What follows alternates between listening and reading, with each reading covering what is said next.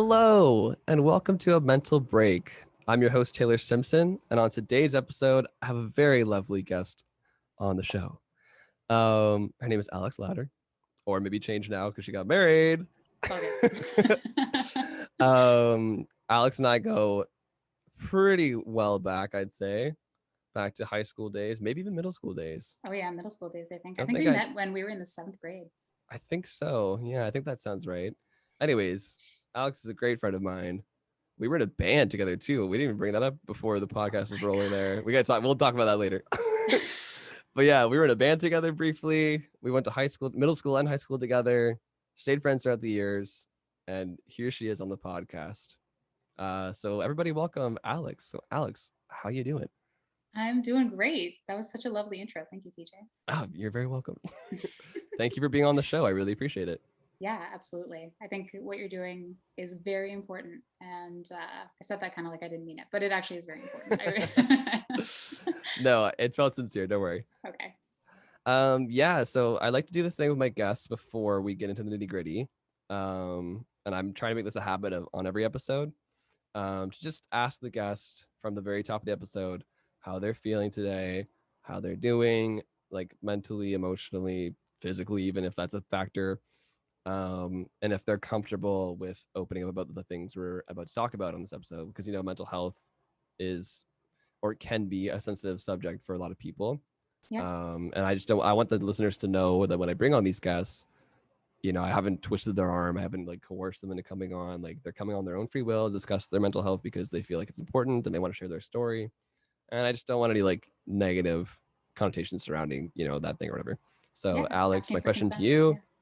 Yes, asking for consent. Exactly. It's 2021. Asking for Yeah. consent is very important these days, It's and it should it's be. perfect. Absolutely. So my question to you, Alex, is: do you feel comfortable about talking about your mental health on the podcast today? I do.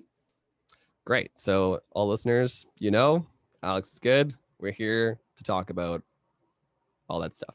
I agree of my own free will. I'm not under duress. Perfect. I haven't blackmailed you or bribed you into doing this at all. No, not recently. No. Not recently. Oh boy. Gonna make my listeners think that there's some shady business in the past that I did. No, it'll just be like, well, I just was trying to think of a situation maybe where you had like awkward photos of me from high school, but I think most of those are on Facebook and are publicly accessible still. Yeah, exactly. So it's out there already. Yeah. All right. So for the listeners out there listening to this podcast, how about we just start with who you are as a person, Alex? Like there might be some people listening that knew who you are, but there's probably a lot of people that are listening to this podcast that don't know who you are. So just for those people, like give them a bit of a background on Alex Ladder. Yeah. So I am a 27 probably year old woman. I grew up in Mississauga, which is where I met you, TJ, and then Hello. moved to Toronto for school. I got a degree from York University, which many people successfully do, but not without going through the rigmarole that is York's graduation process, which is pretty famous for being awful. Shout out to York University. Throwing shade right from the get-go. I love it. And then I like love living in Toronto. That was a big formative part of my life. And then getting out of Mississauga really helped my mental health in particular. We can talk a bit about that today, but absolutely. I've started working for a company that operates a telehealth platform, which basically is a secure and encrypted platform for healthcare providers to connect securely with their patients. But I've also kept up with a few different things like volunteering, been volunteering for Victim Services Toronto for a while. Before that, I've also volunteered with the Sexual Assault Support Line and Leadership Group that was at York University. Wow. Volunteered with the Gay Straight Alliance through a Pride event that they were running. And right now I volunteer with a group called the Ontario Digital Literacy Access Network. I'm so concerned that I'm messing up that acronym, but Steph, the organizer will forgive me, I'm sure. Yes. But basically they provide assistance to seniors in trying to get online and like access digital tools and just helping them understand like how to safely use the internet and navigate those spaces, especially for like queer people where it's not always obvious. So that's a little bit about me. That was great. Yeah, that's who I am. What a wonderful person we have on the podcast today, Aww. everybody. Doing great things in the field. I try. You forgot one thing though. Sings like Amy Lee from Evanescence. Oh, you're so sweet to bring that up. I was going to be like, oh, and I was in a band with TJ. We were called the Deadbeats. And there was already a band under that name, so we had to take a different YouTube username. Oh, is that what it was? I Oh, think so. that's why we said Deadbeats 13. That's right. Yeah, exactly. That's funny. Yes, she has a Oh, that's so wonderful singing nice. voice, everybody. And she plays You too. piano very lovely too. Oh, thank you. I've And ukulele too now. yeah, I was gonna say I've got my ukulele around here somewhere. I'm a Maybe we'll big bust fan it of out later in the ukulele. pod. When are we gonna do a song together, TJ? We have to at some point. I keep saying that Well, we're going to. you said it on the pod now, so it has to happen. Yo, It's just wait. digital evidence. It's you heard it here TJ and first, Alex folks. collab 2021. It's been a long time coming, I think, honestly. I feel like the people want Deadbeats resurrection, a Deadbeats reunion tour, if you will. Undead Beats. Undead Beats. Yo, that's our new name. There you go. Can't take that away from us. That won't be taken on YouTube. I hope not, at least. It's gonna happen, guys. Stay tuned for that. Love it. But yeah, so let's get into it. So Alex, what mental health struggles or illnesses do you deal with? Well, I guess it depends on what time of my life you're talking about. Like in this moment, it's definitely better than it has been, but that's a result of having accessed therapy 3 separate times, I think. So Okay. I did access therapy like during the pandemic, not right from the get-go, but I'm very privileged to have benefits through my work. And so I was able to access therapy for a relatively inexpensive fee. Like I definitely would not have felt comfortable paying for it if I had to do it completely out of pocket. Right. Because it's like the lower end of the people that I was looking at in terms of their skill level was like probably $180 an hour. And so for psychotherapy, it's like you build up a relationship over time. It's not something where you can jump into it and jump out of it if you're looking for long-term results. And so right. It really took a while for us to get comfortable and get to know each other, especially because in that instance, I'm not meeting the therapist in person. I'm doing it all online, which is also very awkward to meet a stranger online and start telling them all about your life and like things that bother you on a very deep and personal level and just try to build a relationship that way. Right. Yeah, it can be very difficult. I know a lot of people, especially during this time, are discovering within themselves mental health illnesses or have I don't want to say gained, that sounds horrible, but like developed mental health illnesses because of the time that we're living right now. And it's so hard because you don't have access to in human or in person therapy, right? Yeah. Because of obviously the restrictions and everything like that. So it's all this online stuff, which is great that it's available. Like, don't get me wrong, like if you need help, please go get it any way possible. But it can be tough finding that help that you need through really hard. Zoom, like we're doing with this or whatever, right? So yeah, the services also that are like cheaper or potentially even free, like the community services, always have incredibly long wait lists as well. Absolutely. Something that I've like dealt with in the victim services help or like volunteering that I was doing. It was something where we would try to refer people to like, you know, social housing or community services. For some social housing, the wait list is like literal years. It's years long. That's not crazy. Just months. It's like actual years. It's insane. That's yeah. And how does anybody wait that long? You can't, exactly. That's the thing, like, right? You can't. Like you'll figure out something else if you're lucky, and then if not, it's basically just out of your hands, and then whatever happens happens, and there's no real support. Yeah. So going back to you, I know you said there's different periods in your life that you're facing certain things. So let's break that down a little bit. I also like to ask the guests, like, have they been formally diagnosed with anything at all? Not that matters, because like it's come up a few times in the previous episodes where it's like, I want to be clear to the listeners, like your mental health is valid regardless of diagnosis or not. Yeah. And 9 times out of 10, people aren't diagnosed or they don't get a diagnosis because either they're just scared to see a therapist or don't have access to therapy or a doctor or a physician that can tell them the diagnosis. So like, just because you're not fully diagnosed by a doctor doesn't mean that you don't have it. It's completely valid. I'm just asking the question, have you been diagnosed with somebody with any sort of mental illness at all? I haven't been diagnosed, but I also haven't pursued any diagnoses. Right. In my family, there is like on my dad's side in particular, like depression runs in the family, but I personally haven't been like formally diagnosed with anything. Um, but like once again, I haven't pursued a diagnosis for anything as well. So I've been Right. um, But is there sort something in you then, if you haven't been diagnosed, is something that you feel is a mental health illness that you battle?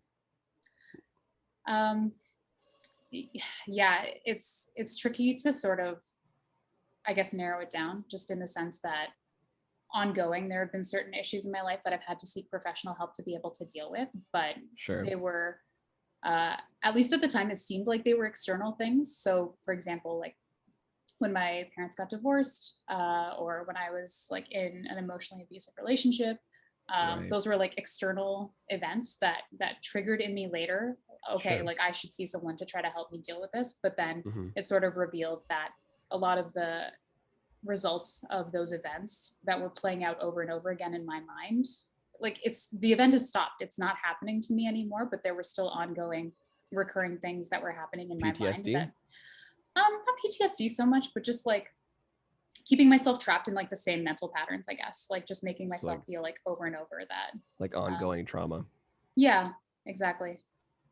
Interesting. Um, so yeah, talk a bit about more, like you said, like the periods in your life. Like what strikes you as like some of the hardest moments in your life that you had to deal, or sorry, we'll get into that later, but like focus on like where can you pinpoint the moments of like you realizing you have some sort of mental health issues or struggles, or even to the point where you might think that you're mentally ill, like and pinpoint like what do you think that might, like whether it's PTSD or some sort of trauma related to external factors like you were talking about, like just walk us through that. Yeah, there was one moment in particular, and I didn't like I didn't realize what was happening until much later, because this event recurred. My reaction to these events recurred. There was this one point when I was in high school, actually, um, where I basically had a panic attack. Like I had to leave Okay. school partway through the day. I basically like ran out of my classes, and I got all the way to like the other side of the Mediville Town Center, and I was sort of like hyperventilating and crying. And I called my dad trying to get him to like give me permission to go out of school for the rest of the day, just because I felt like I couldn't handle it. And in that time in particular, I'd been skipping classes a lot. Like I wasn't a great student at that point in time. I was missing homework assignments because I was like embarrassed to ask for the supplies and things that I needed. And a lot of it was just me responding to my parents' divorce, trying not to draw attention to myself in any way, just because I felt Right. very small and anxious about everything. And I just didn't Mm-hmm. want to expose myself to more of the fighting that was really them directed like towards each other, not so much towards us, but it still was there and it was present and it was Of a course. constant fixture in our home when I was growing up. Um, Right. yeah. And it just led to me like having this panic attack and this breakdown. And I didn't really realize that that's what was happening until it happened to me again later in university as a response to different stressors, that were also related to like school and finishing assignments and things like that. And that's the first point where I actually took someone's advice and went to go see a therapist for the first time. Okay, so it sounds to me, and like I'm not a professional here, but it sounds to me like it's some sort of generalized anxiety disorder. Maybe. I mean, it's definitely, Like it definitely sounds, sorry not to cut you off, just it definitely no, sounds it's like you're okay. dealing with some form of anxiety, Yeah, which was I've probably definitely dealt brought with on by, anxiety. like you said, um, going through as an early age and seeing your parents fighting that way, and it you being constantly surrounded by negativity that a Yeah. child developing shouldn't really be around because it causes like trauma, you Yeah. know, early childhood trauma, which is like a big thing in mental health these days, right? It's everything gets traced back to that most of the time, not all the time, but most of the time. And so you see that, and then it sounds like you internalized it a lot Yeah. rather than speaking out about it or talking about it. You just repressed it, and it turned itself into like this anxiety, like this feeling of anxiousness. And then Yeah, because you think like that's who I am, right? Because if it's from childhood especially, you're like, well, I've always been this way, but it's not really necessarily true. It's like I was so anxious for a long time, and I didn't even realize, you don't even realize how it could be different, or how your anxiety Right. like could go away if you just change the way that you think about these events, right? Just, but there's so much like tension in the house all the time. It Of just course. It's was it's very it's anxiety provoking. an effect of your environment. Yeah. Like that's normal to you, right? And if you don't Yeah. talk about it to anybody else, then you don't know otherwise. So you Yeah. just go living your life thinking that this is normal. This is what happens to everybody. And Yeah, everyone feels exactly. this way, you know, but it's like, no, not everybody feels this way. Like you're going through something. Yeah, this is really shitty. You know what I mean? So yeah, Yeah. it sounds like some form of anxiety you dealt with. And then the pressure too. That's interesting. Like you said with school and stuff. Oh yeah. Do you think going through that pressure in some way triggered more anxiety on top of the anxiety you were already facing with your at home problems? Well, yeah, I think once I got to university and I was sort of living on my own for the first time, like I moved out when I was 17, which is pretty young, I think. And I was living on my own from that time on. And so I think when I had no idea how to manage stress, right? Like that was sort of a byproduct of growing up in a household like that. It's just like dealing with two people who have so much stress and like aren't necessarily handling it in the best way, and like, you know, had sort of sought counseling, but not in a material way for themselves, or at least not in any way that sort of manifested in more positive behaviors at the time. It Right. was just very difficult to have a clear impression of how do I manage stress in the day to day? How do I like balance my time and make sure things are getting done in a way where I can sort of manage it. And I would do that thing that I think is very common for a lot of people, where it's like you don't work on things and you let it build up and build up, and then it becomes like so stressful, and you just have to deal with it at that point. But it's obviously a very unhealthy coping mechanism. Um, Right. And yeah. that could lead to like the panic attacks that you said you Right, were experiencing. exactly. And so I had an additional panic attack. I went to go see a therapist, but I also I had to sort of let it go in the moment, because the wait list for counseling at the school was also like 3 or 6 months long at the time. So I had to like try to just put it aside for a little while. But Right. Because then how do you have that happen to you and you're supposed to live with it until the time that you can talk about it, but then it's probably already gone by the time you need to talk about it, yeah, I or that you literally can was talk so about it. removed from it at the Yeah, moment that I ended up getting counseling. It still helped, and I was still able to work through things with the absolutely. counselor that Yeah, the school provided. It was just like, obviously it would have it's been a good to very different experience. yeah, of course, But it's good had to it been a go in more, and talk about it and address it anyways, to avoid any further yeah. action like that happening to you. And like, have you had any panic attacks in any recent years, or is this just all like early on stuff? Um, yeah, it's resurfaced a couple of times throughout the years. I think this year in particular has been better, because in October is when I started getting like proper like psychotherapy counseling that I was able to maintain ongoing for like, you know, like bi-weekly basically, which is so helpful. But before that, I was having like so much difficulty just managing my emotions in the day to day. It's like people Right. could tell me that I made a mistake on like something at work that was relatively minor, and I would just like have to go out into the hallway and cry. It's Wow. just like, and I don't really think people like know about that. I think a lot of people probably go through things like that, but people don't, like, unless someone sees you and like happens upon you. But I was like very careful to like, I would walk down the block or something even to like avoid being seen by somebody, just because I was like embarrassed, or like I felt like I was a fuck up basically because of something that had happened. But there's just like so much self-worth wrapped up in that anxiety as well. It just makes it like very difficult to disassemble and like unpack all those things by yourself. Like I wonder if it's even really possible. Yeah, it's a lot to take on, especially if you don't know how to open up about it or discuss it with other people. And like I think it's like the internalization of it all that creates a bigger problem for yourself than it has to be, I guess. Yeah, absolutely. It's so like I feel like for most people, if you're like, oh, my parents got divorced when I was 13, and they're kind of like, okay, but that's over now. Like it's not happening to you anymore. And it's like, no, that's not happening to me anymore. But like so many of the environmental things that were happening during that time, like I still see myself, like my own mental patterns fall into that. And it's just like, Of it's course. not, the divorce isn't still happening, but all those things are still happening. You know what I mean? Absolutely. Like you still lived through it. Yeah. and it's still a trauma. And if, especially if you didn't reach out to people, like you said, like you were always internalizing and always repressing this anxiety or this pressure that you put on yourself, Yeah. and it is a direct result of not getting, I think, I don't use the word closure, but just getting some sort of Like waking yourself up to it, I think, is like yeah, a part of it. I guess acceptance Hmm. of what's happened in your life, and like, Yeah, I think and just acceptance is dealing with probably it fair. in an appropriate manner, I guess. Yeah. Knowing where to Rather, put all those things. yeah, an outlet, Yeah. for the emotions that you're feeling, and dealing with the negative that's around you at an Yeah. early age, right? So to touch upon it a bit more, my next question here for you is, what has your experience been like, or your perspective been like, or is, of your mental health over the years?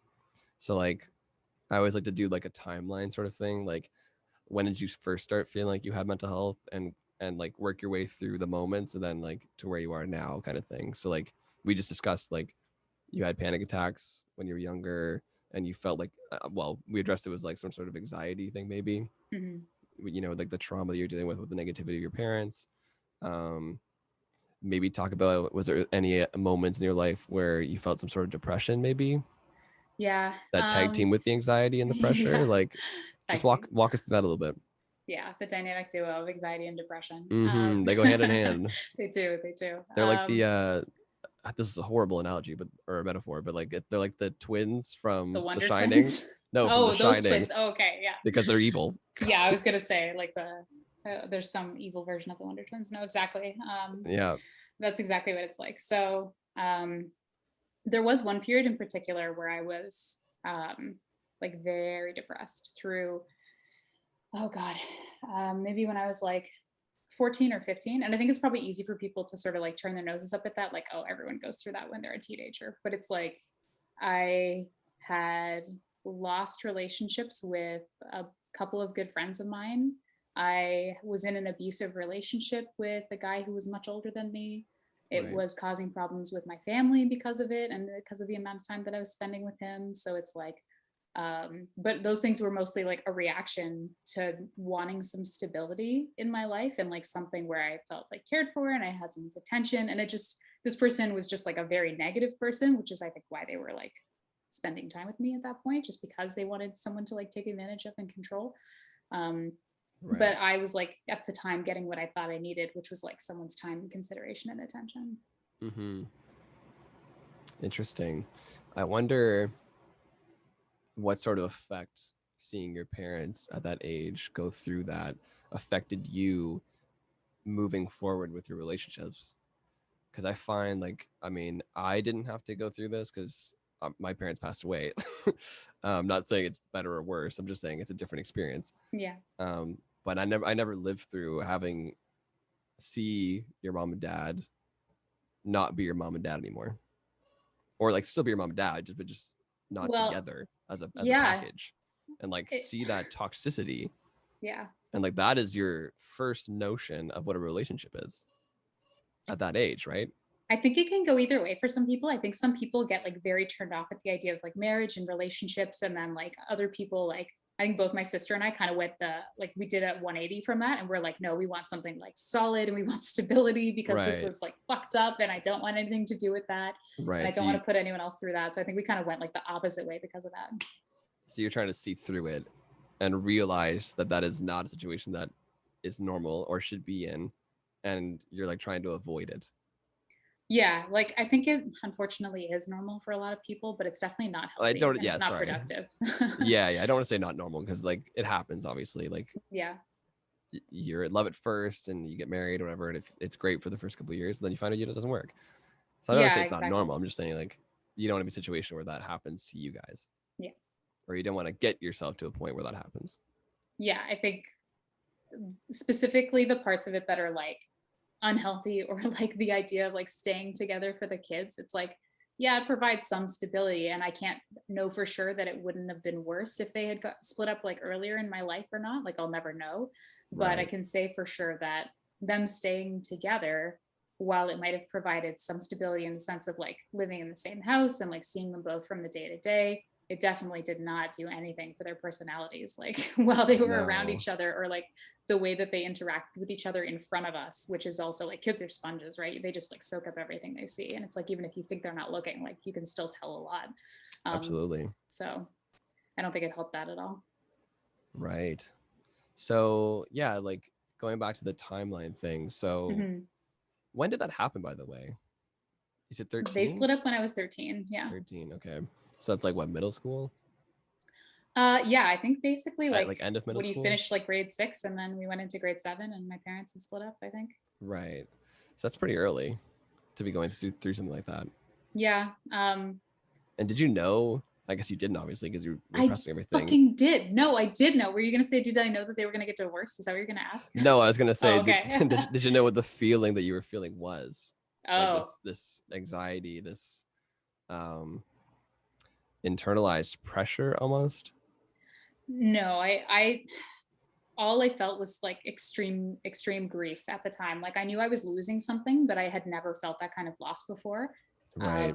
It was like I described it at the time as like someone had pulled the rug out from under me. Like everything I knew about my childhood has kind of been fake, and like they've been putting on a bit of a show for us, and this isn't what my Right. life is going to be like. And like in that moment, I think I made some decisions about like, I'm just gonna like toughen up and like be an adult, and like this is what life is like, Mm, and you just have to like let go of all these like childhood attachments, because it's not what your life is going to be like anymore. But at the wow. same time was like so distraught, and was just looking for like anyone to talk to about it, like anyone at all. I just like rode my bike over to one of my friends' houses, and I just like knocked on her door and waited for her, and then thank God she was there, and she came out, and I just like collapsed, and I was like broke down crying, and I was like, my parents are getting a divorce, and I like had no idea where to go or like what to do with myself. I just had to get out of the house. Yeah, absolutely. My goodness, that's a lot to go through at that age, especially something you don't fully understand or don't want to understand. Well, I didn't have the tools, right? I didn't know how to talk about what I was feeling. I didn't know um, like how to ask for help or what kind of help I needed. I didn't know to like Right. say I need to talk to a therapist or like a child counselor or something. Like I just knew it was Right. like me and my sister, and our parents were splitting up, and like that's just like what life was now. Did you feel like you did you feel like you forced yourself to grow up really quickly because of that? Not just because of that, but yes. Other things, obviously, but that Yeah. was probably a big factor in what ended up being you deciding to have to grow up or like want to grow up that fast. Yeah, I think so. It was like born out of a desire to like not want to be vulnerable in that way again. Like, I think, Right. yeah, So it's like almost like I don't want to say building up walls, but did you feel like you put kind up of. walls, Yeah, I think so. like going through something like that and seeing it, and then not wanting that negativity for yourself or not wanting that sort of toxic environment for yourself, and then like the internalized pressure comes in, and maybe that's why you were like having the panic attacks in school and stuff. Is it like you did? Maybe you felt like you were turning into that. I, I'm just poking at that's, sticks no, here, but that's like more recent. That's a more recent fear. Like, like moving into a house was like a hugely anxiety provoking experience for me. Like picking a house, like having the realtor suggest that we like move back to Mississauga, like all these things. And it's like, it seems probably like so insane from a layman's point of view. It's like she's like very sweetly suggesting like there are houses in your price range in Mississauga, and I'm like, no, no. I'm not moving to Mississauga. You could not carry me there. If I were dead, like I would come back from the dead to keep myself from living there. And it's Right. like, whoa, okay, like I'm just trying to find you a house, babe. Like, Is that kind of like that hometown complex? Like you don't want to go back to where you grew up kind of thing? oh yeah, Because I 100% feel it's the same that. way about Peterborough. Like I Oh would never really? move back to Peterborough. Yeah, you couldn't pay me. Listeners, if you're tuning in now and you missed the first few episodes of the pod, I'm from Peterborough, Ontario. So like I understand that mentality, Alex, completely, where it's like, especially if you grow up with negative things like you and I did, it sounds like Yeah, with your parents' divorce and all the anxiety and all that kind of crap that you were dealing with. It's very attached to location, I find. Or like your absolutely. brain makes it that way. Like it's like, oh, I was in this space when I was feeling this way. I can't go back there. Yeah, I mean, I think it's probably like an evolutionary thing. Like if I was in the woods one day and I like come across a bear den and I get attacked by a bear, like why would I ever go back there? You're not That's where going the back there bears again. live. Yeah, it's like why would I go back to Mississauga? That's where the people who destroyed my childhood are from. oof. Yeah. But no, it's true though. And Not like, I you though. agree. Oh no, I was saying oof to that. Yeah, yeah. I don't live there anymore. I got out of there. Exactly. Um, but no, it's just an interesting complex that I think a lot of people can relate to. I think honestly, Yeah. I wonder why that is. I mean, I guess obviously just having that attachment of negative feelings in a place, and obviously not wanting to go back to that because you lived through that there, and like, why would you want to be in a place if those memories are all that you have there, right? Yeah, exactly. I feel like I it's just pretty like, instinctual as humans to move on, like you said, yeah. like almost primal. Like if you don't want to be there, like you go somewhere else and Yeah, start fresh it's and make new just memories. bad vibes. Well, I think that's a good place to jump into the this new segment I've created in this podcast. Well, not new, it's I've brought it in like the last two episodes, and I guess I'm keeping it as a thing now. I don't. Okay, I'm excited. I started doing it 2 episodes ago, and I've just been doing it ever since. And I guess I'm just gonna keep it in the episodes now until someone gets bored of it. And I'm like, all right, well, I'll switch it up. Love But it. this segment's called the Real Reels. Whoa. The Real Reels. Take a drink now. um, I'm ready. yeah. So this is kind of the part of the pod where it gets kind of like deeper. Like I feel Okay. like we're at surface level right now. Okay. Like we dug a couple of, we have a shovel. We dug a couple of shovel loads into Alex. That's a weird. Sorry, Is this part supposed to be so funny? I'm making it fun. I'm making it lighthearted now because when we Okay. get into it, it'll get dark. Okay. Presumably, maybe I'll not. I don't try know. to It's different I'll for every try to person. You and I are Okay. just dark humor guys anyway, so it's I fine. think it's true. Yeah. Um, but yeah, this is just kind of like this is the important part of the podcast because this is the stuff that people don't hear on a day-to-day basis. Like the nitty-gritty. Yeah. And like I said to you, if you don't feel comfortable going too deep, you don't have to. But like this is the part of the pod where I like to like really dig into it in terms of like the darkest moment people have faced. To let listeners know that like if they're going through something similar, they're not alone in it. Like we're Yeah. all going through dark shit, especially in these times specifically, but all throughout our life. Like Yeah. growing up as a kid, like if you're a young listener, like there's a lot you have to go through to grow up to be an adult. As cliche as that sounds, but it's true, Yeah. right? So basically to kick off the real reels segment, Alex, what are some of the hardest moments for you over the years? Like some of the most negative causes that have been brought on by your mental health? Like what jumps out at you? It could be one, two, three, however many come out to you, but just let the Yeah. listeners know like where is your darkest place been? Um so when I was 14, I was romantically involved with a guy who was in his 20s, which is like a pretty big age gap, especially at that age. Yeah. And so uh, there was a lot going on with like, he had like a lot of classic abuser tendencies where he would like restrict communication on purpose, like stop talking to me basically to try to like make me go insane and like vie for his attention again. He gave me rules that I had to follow when I was talking to him and also just like living my life that I basically had to like prove I was following. So like no talking to guys, no wearing whatever, like just all these things that I wasn't technically allowed to do. Um, we were like constantly talking to each other. He basically convinced me that my family and friends, like I shouldn't talk to them anymore. And so there was like a good period of time where I like stopped talking to my core group of friends. My family started to notice that I like was saying no to family invitations and like all I wanted to do was talk to this guy. And it was a very like stressful time. And I like it was just I really, really regret the time that I spent on that because I feel like, yes, I've like learned and I've gotten stronger. And it's important for people to develop like boundaries and things like that in relationships. And some of the ways that we develop boundaries is by having people break them and then realizing that a boundary was Right. violated. But it was just a very difficult time while I was going through that. And then now, like knowing in hindsight, I was doing it because I felt very lonely and very isolated and like I didn't have people that I could talk to. And it's just emblematic in like the lengths that I went to stay connected to this guy and like Right. all the lies that I told to like Right. keep us connected. It's just, It's like out of desperation almost. yeah, yeah. In hindsight, definitely. Wow. Well, thank you for sharing that. That's very tough. I mean, I can't obviously relate to that because I haven't been in a toxic relationship as far as you just discussed. Um, but I can imagine the trauma that unfolds from a situation like that, especially moving forward after a situation like that. Yeah, Um, do you feel it's like? not fun. Go ahead. Sorry. No, no, no, it's okay.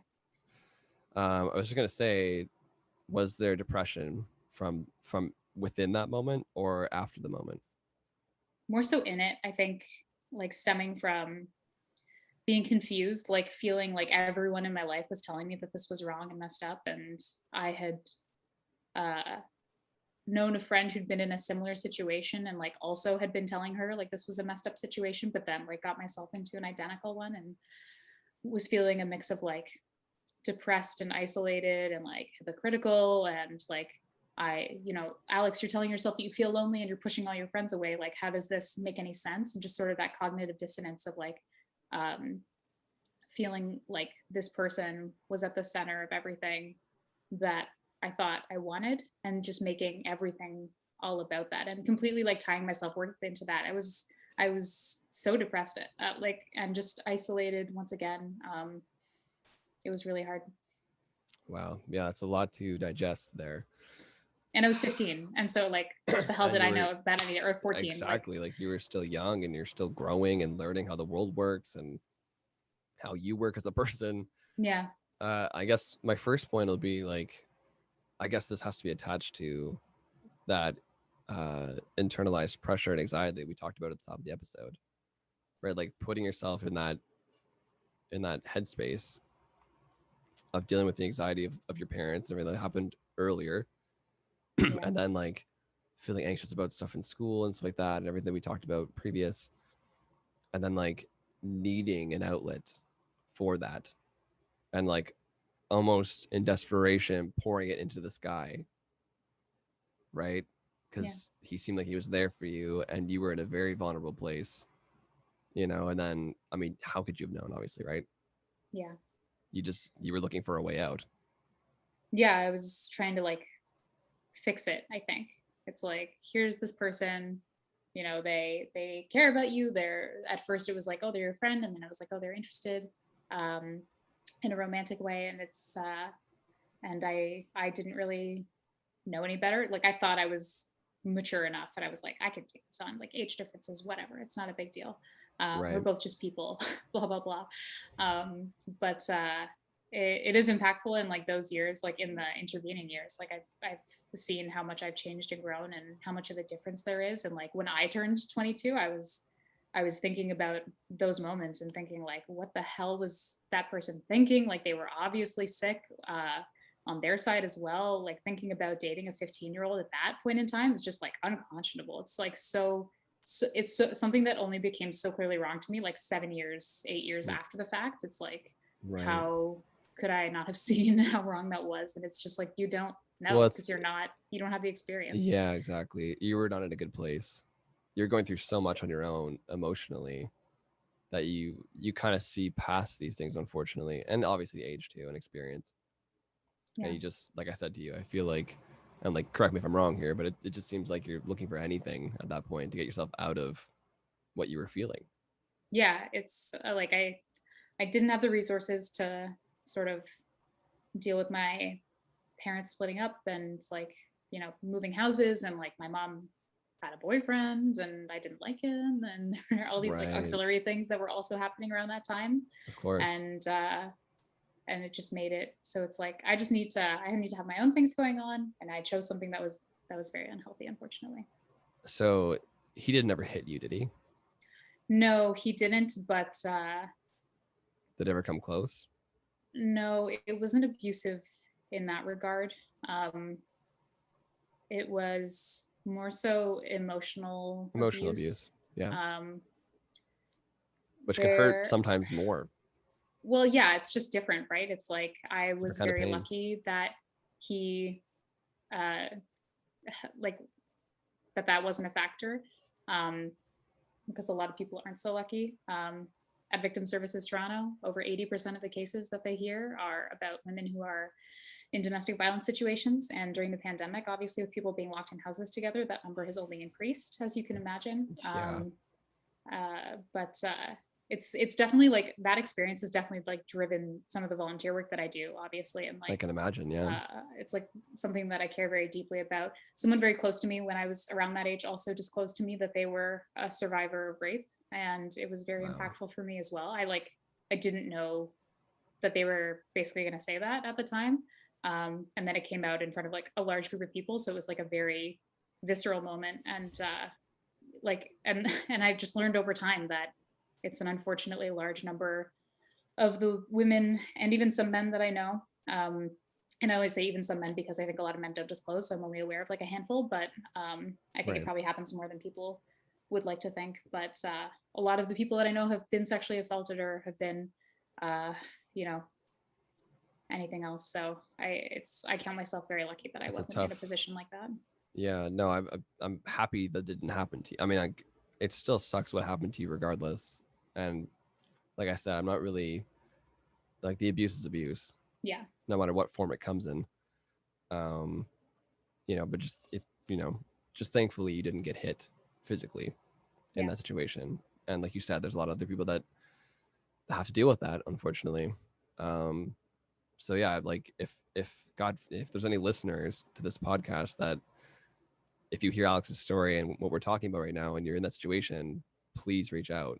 Not to yeah. us, but like if you want to reach out to us, Well, even go still, for it. like we But can point you in the direction of exactly, resources. Victim yeah, like services isn't just in Toronto, it's like regional in Canada or like in different locations. And then there's also people in like sexual trauma units in hospitals that will listen to you and will believe you. And it's really important to go and get help and make sure that you're being looked after, whether it's your mental health or your physical health. So absolutely, I definitely couldn't have want to said it better support that. myself. Like if you find yourself in a situation like that, get yourself out of it On any way that average, you it can. takes about 7 times for a person to leave an abusive partner. Like you'll have to try and fail about 7 times on average. Just keep trying. Just keep trying.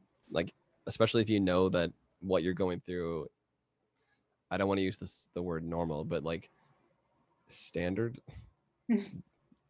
for lack of a better term, like if you don't feel comfortable Yeah. in the situation you're in, like, and you will know deep down if you think about it, if you're comfortable or not in the situation that you're in, then Yeah.